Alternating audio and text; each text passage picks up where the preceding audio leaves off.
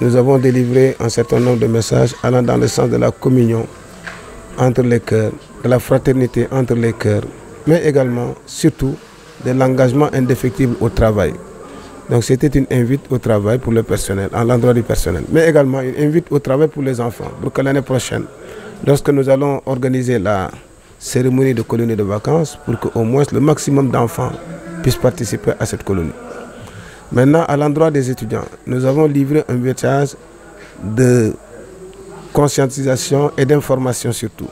Nous les avons alertés à la préservation du patrimoine commun.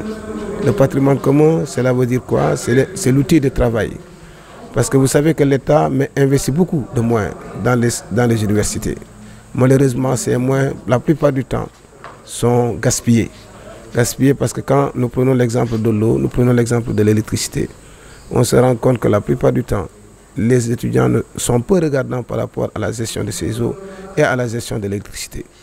Nous les avons également invités à la prise de conscience collective que l'université est un lieu de partage, un lieu de solidarité, que les étudiants doivent au moins avoir raison garder pour non seulement préserver l'outil de travail, les différentes infrastructures qui sont à leur disposition, mais également nous leur avons prouvé que nous sommes animés d'une bonne volonté de les accompagner, conformément à la volonté du chef de l'État, pour qu'au niveau des universités, qu'il y ait un espace pacifié où va éclore un esprit de travail.